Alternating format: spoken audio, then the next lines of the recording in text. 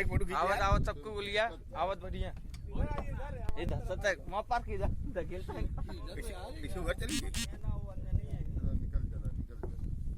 उल्टा फोटो अब मजा नहीं आएगा। वो सूर्य भगवान का कर्म बनना है ये हरदास हमें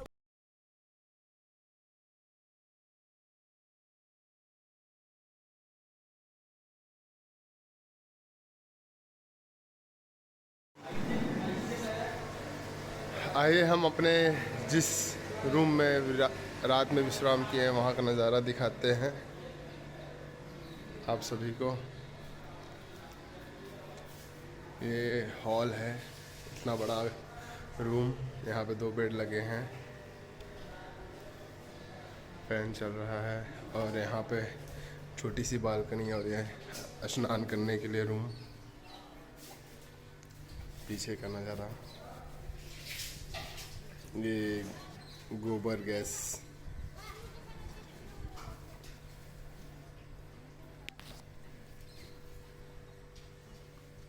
यहाँ पे बच्चे मस्ती करते हुए भोजन कर रहे हैं।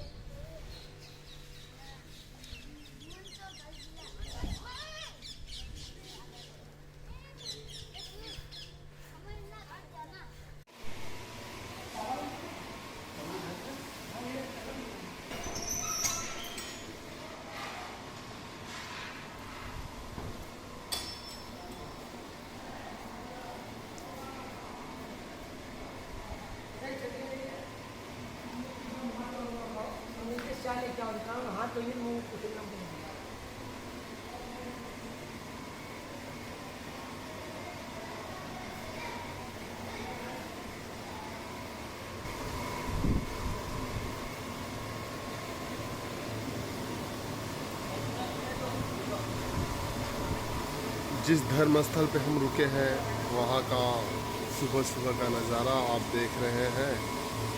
यहाँ पे घोड़े बंधे हैं और हमारी गौ माता विराजमान है। बगल में नंदी महाराज भी हैं। यहाँ पे नंदी महाराज जी बसे हुए हैं। बाकी का नज़ारा हम आपको नीचे चल के दिखाएंगे।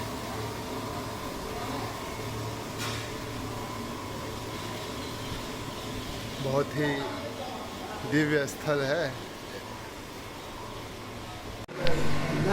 सही क्या जगह पे हाँ महेश योगी के साधु आई है मनोज योगी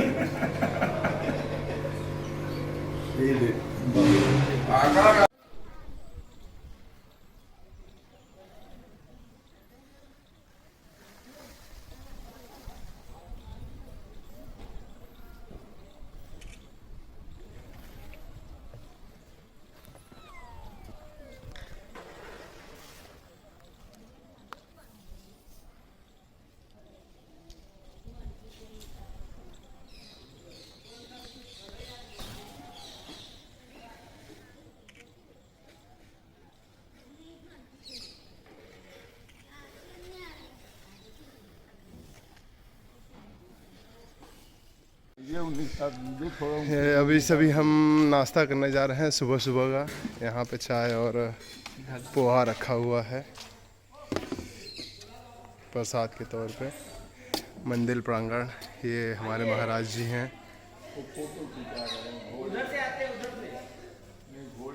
सुबह का नज़ारा बहुत ही सुंदर। ये प्राकृतिक स्थल पे धाम है। ये पेड़ यहाँ पे बहुत सुंदर।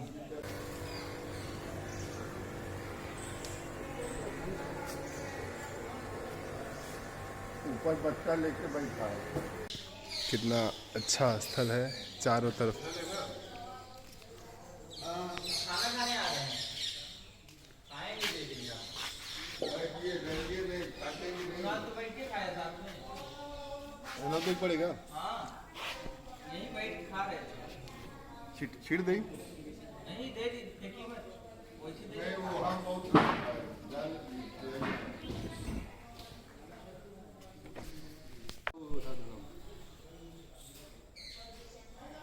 वीडियो को ऑडियो आवाज़ हम उठा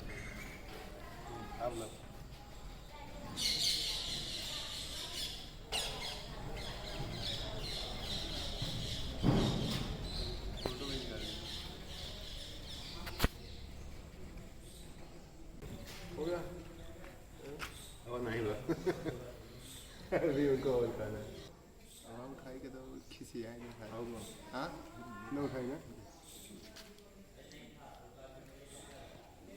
यहाँ से लोग खिसी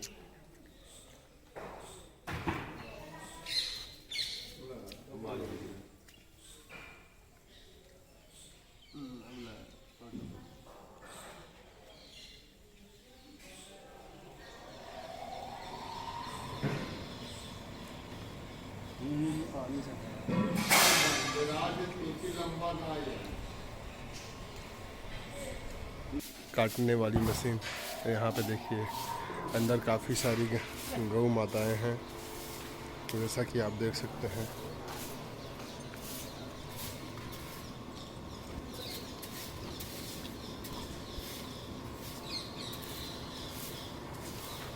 और यहाँ पे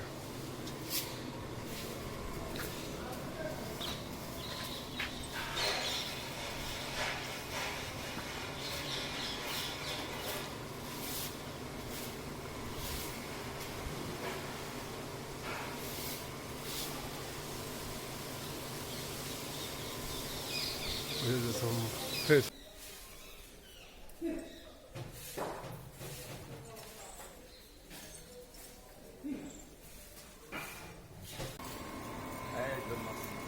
इसको लेके जाएंगे राइड का।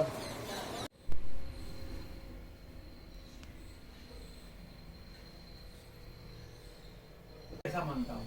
अब हमारे जो मेन है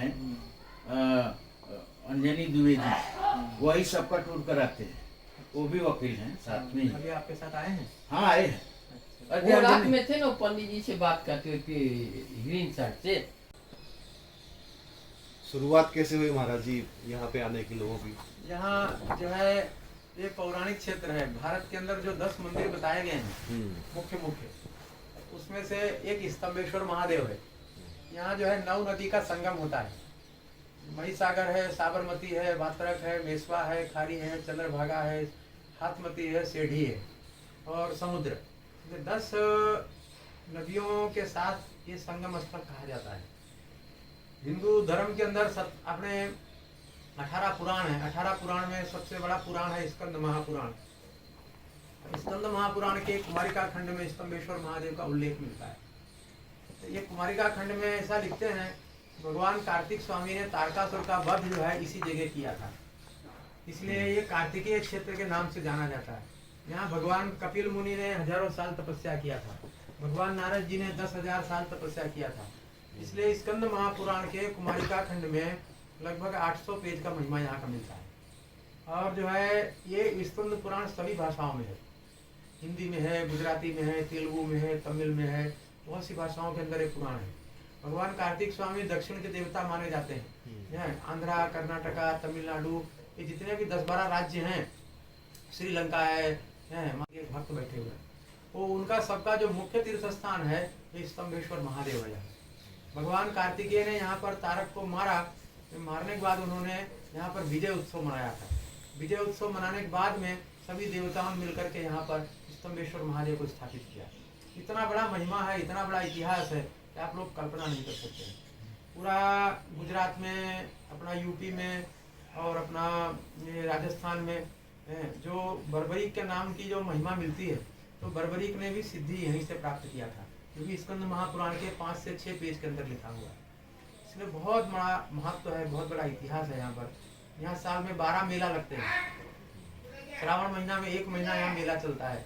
25 लाख लोग भगवान स्तंभेश्वर महादेव का दर्शन करने के लिए यहाँ पर साल में आते हैं। उसके बाद में 1 महीना यहाँ यज्ञ होता है। गुजरात में कहीं भी 1 महीना का यज्ञ, शायद महाराष्ट्र में भी नहीं होता होगा। 3 दिन का, 5 दिन का, 7 दिन का होता है, लेकिन 1 महीना कंटिन्यू यहाँ 28 साल से यज्ञ चल रहा है। उसके बाद जो है शिवरात्रि पर यहाँ 7 दिन का महारुद्र यज्ञ होता है। ऐसा खूब कर पूजा पाठ विधि विधान यहाँ आज 30 साल से चल रहा है। और उसी के प्रभाव से आज स्तंभेश्वर महादेव का जो है यहाँ पर भगवान खुश हुए और पूरी दुनिया में आज इनका प्रचार प्रसार है। पूरा दुनिया इनका दर्शन करने आती है। इसलिए जो भी यहाँ पर हुआ है स्तंभेश्वर महादेव के आशीर्वाद से हुआ है। बाकी ये भूमि तो आज हजारों सालों से पड़ी हुई थी। श्री शिव जी का स्थापन हुआ यहाँ, तब से ये जगह है जो है एकदम सुंदर हो गए। हर महादेव। हर महादेव, हर हर महादेव।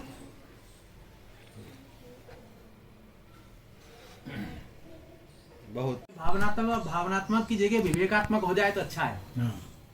क्या बच्चों को मैं सुबह देखा, देखिए अभी क्या बहुत कम है। मैंने लाभ पॉइंट तो पे बहुत ऐसी इसमें जगह पे आज आप तक हैं। कुछ है नहीं। यहाँ तो अभी- मैं गाँव अभी- खेड़ा बहुत हाँ, कम अभी दिख रहा है अपने उधर यहाँ है। का हाँ। हिंदू गुरु जी अपने हिंदू धर्म में जो मंदिर बने हैं, सही पूछिए तो रूल से और कायदे से नहीं बनाए जाते। वही कह रहे हैं हम लोग कहीं भी न्यू पूजन किए, मंदिर बना बेटा दिए। देखो अपने तो अभी- देखो अपने 5 लोग बैठा है ना हाँ। यहाँ पर, क्या है तो अपने तो अंदर के लोग हैं, सही बात यहाँ कोई विधर्मी नहीं है। नहीं। एक बात। दूसरी चीज क्या है कि अपने यहाँ सत्संग करने के लिए बैठे। सत्संग का मतलब होता है सत और असत का विवेक, बहुत सही। बराबर। उसके बाद में अपने 5 लोग बैठेगा है, उसके बाद वेरीफाई होगा, उसके बाद समाज उसके ऊपर चलेगा अथवा अपने उसके ऊपर चलेंगे, सही।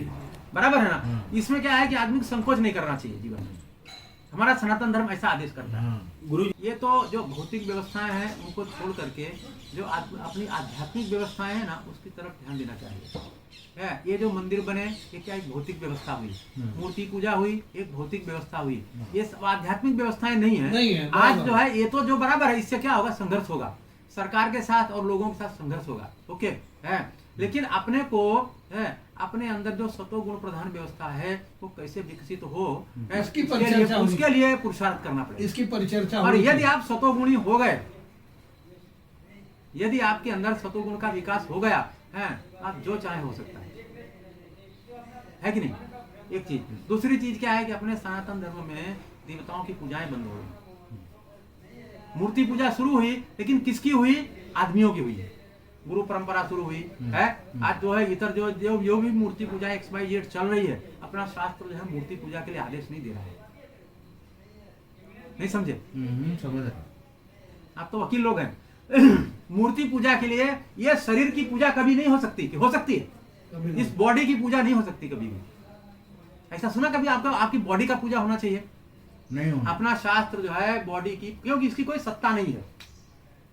शरीर को शरीर की परिभाषा ऐसा बताते हैं कि ये भोगों का आयतन है। आदमी जो भी भोग भोग रहा है उसका एक माध्यम है बॉडी। हाँ। उन भोगों का जो अनुभव करने वाला जो है वो कोई अलग है, पूजा उसकी होती है। उसको हम लोग बोलते हैं देवता, सीधे शब्दों में। हाँ। बराबर है। जो इस भोग को भोगने वाला व्यक्ति है जिसको हम बोलते हैं जीव, जी। क्या उसको हम बोलते हैं ईश्वर। वो व्यष्टि है, वो यही जो सत्ता जो है पूरे ब्रह्मांड में व्याप्त है, इससे लाखों जीवों की जो उत्पत्ति हो रही है उसको हम लोग बोलते हैं समष्टि पावर। यदि जीव को इसमें से निकाल दिया जाए बॉडी में से है तो ये शरीर की कोई सत्ता नहीं रहेगी। कुछ नहीं, जीरो। बराबर। इसलिए पूजा किसकी होना चाहिए, जीव की पूजा होना चाहिए, न कि शरीर। शरीर की। अपना धर्म ऐसा बोलता है कि जीव जो है भ्रमित है। तो भ्रमित क्यों है, तो बोलते हैं इस शरीर को वो अपना स्वयं को मान रहा है। मैं शरीर हूं, यहां से सब अव्यवस्थाएं शुरू हो जाती है। ये तो मानोगे ना? बिल्कुल बिल्कुल। देवों की इसको पूजा होनी बोलते हैं चाहिए, ना कि कायदे से। मूर्तियों। हर व्यक्ति शरीर को अपना मैं पूरा दुनिया मैं मान रहा है, इसीलिए क्या हो गया है, विभाजन हो गया। जीव में तो विभाजन है नहीं, नहीं, बराबर। वो सब में है। बॉडी निकल गई, आपकी बॉडी में से जीव बाहर निकला, फिर वो तो समष्टि हो गया, वो भोगने वाला नहीं, बराबर है। वो तो परमात्मा का अपना शुद्ध स्वरूप है कि नहीं है? जीव जो है उसकी कोई इच्छा नहीं होती। क्या भगवान का क्या परिभाषा है ये भी कोई नहीं जानता है। भगवान पतंजलि ने योग सूत्र में लिखा है कि भगवान किसको कहा जाता है वो तो कम से कम समझो पहले, उसके बाद आप उपासना करोगे ना। उपासना कब होगी? इसलिए वो जीव की पूजा करनी चाहिए। रामायण में भगवान ने लिखा है कि ईश्वर अंश जीव अविनाशी। जीव जो है वो परमात्मा का अंश होता है, न कि ये शरीर जिसका कभी विनाश नहीं होता, अविनाशी है। इसलिए ये सब डिस्कस कौन करेगा? क्या? और मैं इसका समष्टि स्वरूप हूं और ये व्यष्टि स्वरूप है। पूरी गीता जो भगवान ने लिखी है वो कहीं भी मैं शरीर हूं, मैं कृष्ण हूं, इस प्रकार से गीता में कहीं नहीं लिखा हुआ है। लिखा है कहीं? मैं तो नहीं पढ़ा है। और जो मनोमुखी आदमी है, अपना भारत का जो हिंदू है ना वो सब मनोमुखी है। क्या? शास्त्रोमुखी नहीं है, कायदेसर नहीं है, वो सब बिन कायदेसर है। सही गलत है पांडे जी? इस पे गहन कभी चिंतन होना चाहिए। हाँ होना चाहिए। आज ये बच्चे वही अभी हैं, आपने कहा मूर्ति पूजा, जैसे कोई मनुष्य हो गया, जैसे महात्मा बुद्ध हुए, गौतम बुद्ध हुए, या बहुत बड़े किसी ने नहीं माना। हाँ भगवान जो बुद्ध हुए हाँ। उन्होंने क्या बोला कि मैं जिस दिन समाधि में जाता हूँ, समाधि में जाने के बाद जो मेरा शुद्ध स्वरूप है उसमें मैं रमण करता हूँ। हाँ भगवान बुद्ध ने भी कहा बताया कि तुम मूर्ति पूजा करो, हाँ हाँ मैं तो उनमें समाहित हो जाता उस पर समाहित हो जाता है, मेरा शुद्ध स्वरूप है। और हर पुरुष को उस परिस्थिति को प्राप्त करने के लिए पुरुषार्थ करना चाहिए, ऐसा बोलते हैं। आप जैन को देखो, बौद्ध को देखो, साधु को देखो, अपने जो फिलासफर हुए उनको देखो, भगवान पतंजलि हुए, भगवान कणाद हुए, कणाद ने जो न्याय शास्त्र लिखा है, आप लोग पढ़ नहीं सकते, इतना कठिन है, इतना सुंदर लिखा है। वो किसके बारे में लिखा गया है? गुण और गुणी के बारे में लिखा गया है। प्रतीति किसकी होती है? गुणों की होती है। प्रतीति करने वाली जो सत्ता है उसको गुणी कहा जाता है। बराबर है ना? बराबर बराबर। क्या मैंने तुमको देखा तो तुम्हारी प्रतीति नहीं हो रही, इस बॉडी की प्रतीति नहीं हो रही। नहीं, क्या नहीं। प्रतीति किसकी हो रही है? ये जो इसके अंदर जो कलर है ना उसकी प्रतीति हो रही है। बराबर है ना? इसके अंदर से कलर निकाल दिया जाए तो क्या रहेगा? दिखेगा कुछ? मिट्टी हो जाती है ना? नहीं, मिट्टी भी नहीं जाएगी। मिट्टी भी तो उसके अंदर कलर है ना। हाँ क्या हाँ सही बात। है? मिट्टी का भी अपना कलर है ना। वो मिट्टी में से कलर डिलीट मार दिया जाए तो दिखेगा? नहीं दिखेगा ना। क्या इसलिए भगवान कणाद ने जो लिखा हुआ है सब, क्या उन्होंने भी गुण और गुणी के बारे में लिखा हुआ है? क्यों पांडे जी? बिल्कुल सही है? इसलिए ये सब बातें हैं समाज में बाहर आनी चाहिए। अब ये चीज क्या है कि आपके लेडीज के अंदर ये नहीं आ सकती।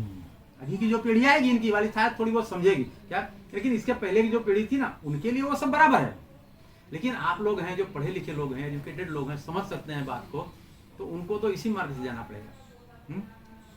लेकिन तकलीफ ये है गुरुजी, जो आने वाली पीढ़ी है ये तो अब सोचने को भी तैयार नहीं। सोचेगी क्यों नहीं सोचेगी? सोचना ही पड़ेगा उसको। वो ऐसा पांडे जी तमाम उसको बताया नहीं गया है। हाँ। अब उसको बताया नहीं, उसको ना तो बताया नहीं बताया गया। गया ना तो सुनना चाहता। नहीं सुनेगी, सुनेगी। ये बैठा है दोनों सुने रहे ना, अपनी वो बात साथ- को तो बोल रहे हैं कि भाई बराबर है, ऐसा तो वो सोच रहे हैं ना। वो क्या क्यों भाई?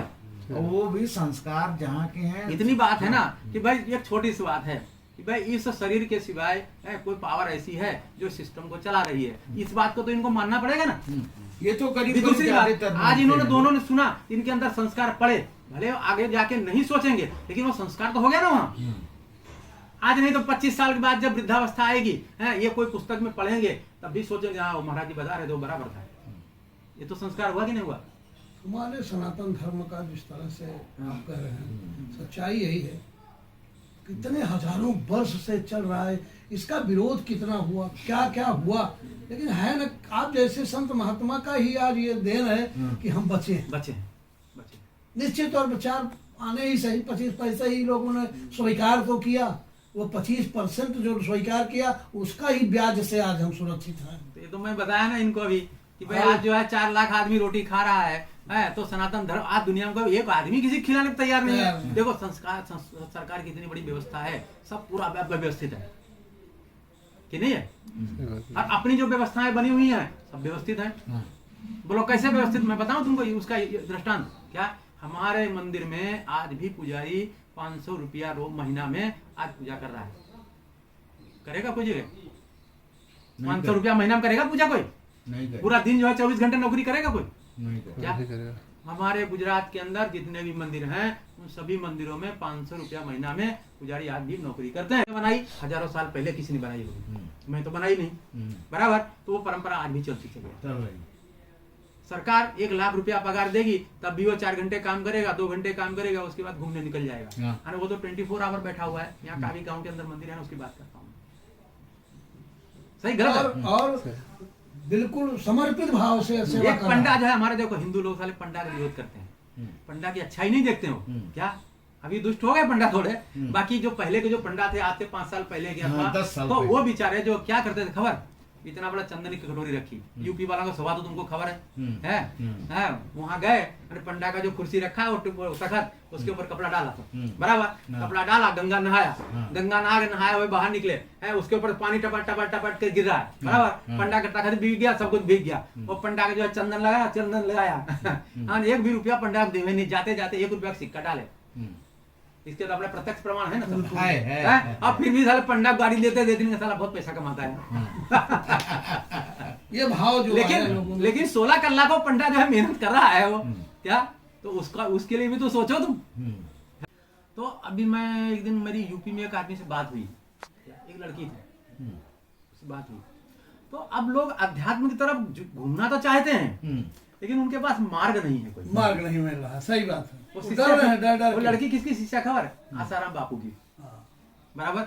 और उसको इतना विश्वास है उसके ऊपर, क्या वो उसको भगवान, उनकी फोटो लगा कि पहले वही पूजा है। मेरे यहाँ हमारे पूर्णमासी के दिन हमारे गोरे गांव में एक जगह है। इतनी श्रद्धा तो उसको भगवान विष्णु में नहीं है, भगवान शिव जी में नहीं है। हाँ, ये जो हमारा जो अभी आपने कहा कि मूर्ति की जो पूजा में लेकिन लगे हैं। गुरु जी अब मैं अपनी बात बताता हूँ, मैं किसी भी जो अभी आपने बताया, मैं देवताओं को छोड़कर किसी मूर्ति में हमारा नहीं मन विश्वास नहीं है। एक चीज, अच्छा दूसरी चीज देखो, मेरा मन नहीं एक करता। दूसरी चीज सुनने वो जैसा है। जाऊं श्रद्धा से उनका नमन करूं, एक ठीक है, अलग बात है। उनके अच्छा, देखो, लेकिन उनके मेरा संस्कार, दिल नहीं उनके करता। संस्कार उनके दिए हुए जो कुछ रास्ते बताए गए थे, हाँ। जो उन्होंने अच्छे प्रवचन स्वरूप पांडे जी, हमको एक चीज सुनाया। देखो, एक चीज दूसरा सुनने जैसा है। देखो कि अपना समाज साला कितना अंधा है, कितना बड़ा अंधा लोग है अपने हिंदुस्तान में, हिंदू हैं कि अपने यहाँ देखो 2 प्रकार की व्यवस्थाएं बनाई गई हैं। तो किसने बनाई है वो तो मैं नहीं जानता, क्या, लेकिन उसका लाभ जो है पूरा हिंदू ले रहा है, कि नहीं ले रहा है?